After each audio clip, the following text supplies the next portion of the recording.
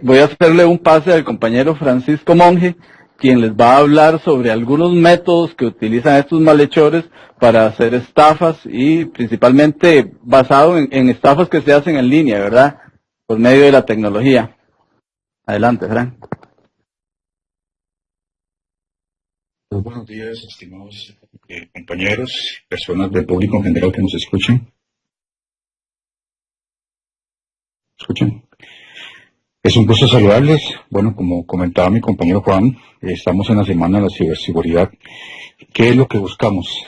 Poder darle herramientas a las personas, tanto a los usuarios internos de la municipalidad, como a los usuarios externos, para que tengan más y mejores herramientas en caso de que quieran o busquen o intenten ser víctimas de estafa por medio de personas inescrupulosas que lamentablemente nos tienen en un mundo sumamente conectado, nos tienen con mucha amenaza bajo muchos aspectos de la vida.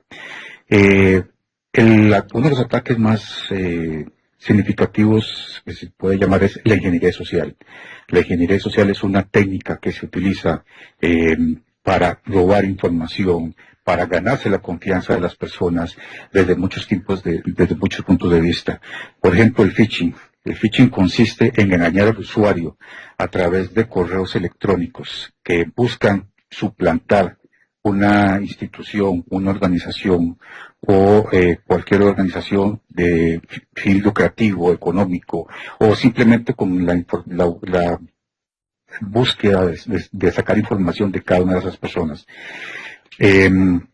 Otra de las tipos de ingeniería social es el phishing, que es a través de llamadas telefónicas suplantan igual instituciones de gobierno o instituciones de pago o algún trámite cualquiera que sea con tal de sacar información. Y el smishing es una nueva tecnología, es una nueva versión que se está utilizando para a través de mensajes de WhatsApp o mensajes de SMS a través de directamente el teléfono celular, suplantar y tratar de sacar información. Pero no solamente estamos hablando de ataques a nivel de equipos electrónicos, sino también nosotros en la ciberseguridad debemos de estar claros y muy presentes, tener la información de que la seguridad es de todos. La seguridad informática no solamente obedece a equipos electrónicos, sino también a las personas como tal. Y les voy a dar un ejemplo. Cada uno de nosotros, en su gran mayoría, utiliza los servicios de un cajero automático. Entonces, ustedes pueden hacer el ejercicio de ir al cajero automático a retirar su dinero y muchas veces ustedes han encontrado en el cesto de la basura ese montón de papelitos. Ese montón de papelitos, ustedes pueden llegar y corre con solo uno que recojan y lo abren o simplemente lo extienden, pueden identificar un montón de información que deja la persona que estuvo antes de ustedes. O ustedes mismos si han dejado papeles en ese cesto de basura. Muchas veces se da hasta el saldo de lo que queda en una tarjeta, en una cuenta de ahorros o en una cuenta corriente. Es importante que si vamos a pedir un voucher del cajero automático, recogerlo y desecharlo de buena forma, despedazarlo y depositarlo en un basurero donde seamos conscientes de que no va a ser robada nuestra información. Son pequeños ejemplos que nos ayudan en mucho a poder aumentar nuestra seguridad y a debilitar a las personas que están buscando siempre hacernos este tipo de ataques. No solamente es información financiera, sino información general. Otro tipo de ataques a través de las redes sociales. Recomendación.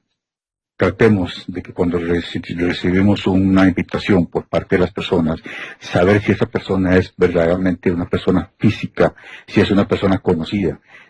Muchas veces recibimos una invitación por parte de una persona que simula tener muchos amigos en común, pero no precisamente puede ser así. Entonces es importante tener muy claro que la seguridad no solo se enfoca a tipos de equipos electrónicos, sino también a nuestra información personal, a nuestra información de familia, a nuestros hijos. Recalcar, es importante darle soporte a las personas adultas mayores en un mundo que se ha globalizado tanto, que tiene tanta información y que ahora los adultos mayores y los niños están utilizando equipos electrónicos.